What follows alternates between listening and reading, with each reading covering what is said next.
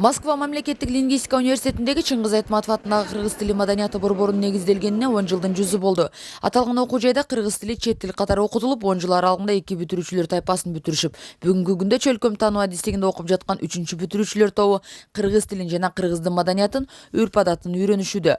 Муну менен гана чектелип калбастан окуу жайдын жетекчилиги Москва шаарында окуп жаткан мектеп жашындагы жана орто кесиптик окуу жайында окуган кыргыз улан кыздар арасында быйыл биринчи жолу кыргыз тили боюнча олимпиада өткөрүштү.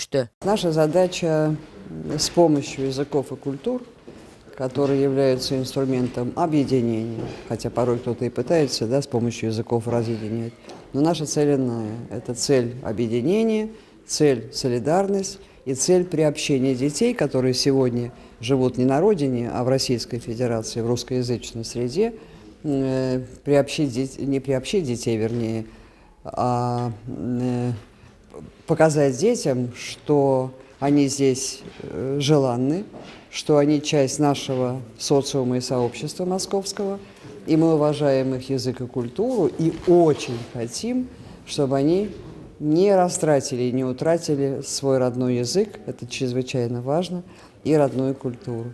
Поэтому, несмотря на то, что они сегодня, как мы говорим, оторваны от родноязычной среды, и находятся на территории Российской Федерации в Москве, но мое глубокое убеждение, что если ты по национальности киргиз, азербайджанец, туркмен и так далее, проживая вне страны, ты обязан просто сохранить материнский язык и культуру, потому что в этом суть человека, в этом суть его идентичности. И вот поэтому показать детям сегодня, что мы уважаем их идентичность и хотим, чтобы они сами ее почувствовали, выполняя те задания, которые подготовили для них специалисты, и в составлении которых участвовали представители ваших стран, и Киргизии, и Азербайджана, и которые вложили душу в эти задания. Но они сложные, поэтому мы надеемся, что дети покажут нам высокие навыки и достаточные компетенции для того, чтобы двигаться дальше.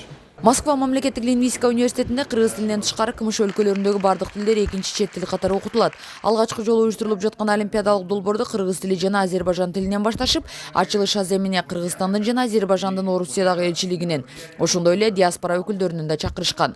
Чет өлкөдө экенине карабай, башка тилдердин өнүгүшүнө өздөрүнүн салымын кошуп жаткан университеттин жетекчилигине ар бир мамлекеттин өкүлдөрү ыраазычылыктарын билдиришти. Москва шаарындагы ушундай жакшынакай берип иш чара өтүп аткан абдан ыраазы болдук.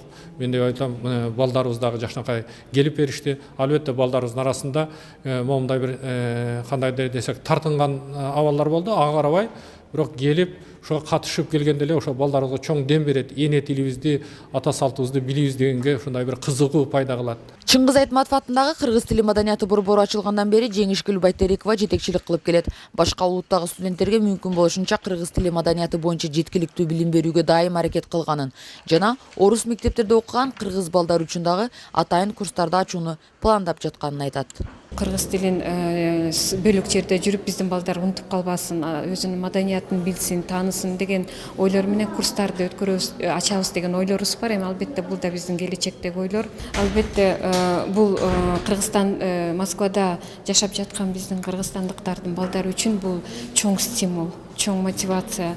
Себеби мен бүгүн алардын көздөрүнөн, алардын сүйлөгөн сөздөрүнөн, алардын жүрүм турумунан байкадым, аларда кандайдыр бир патриоттук дем пайда болду.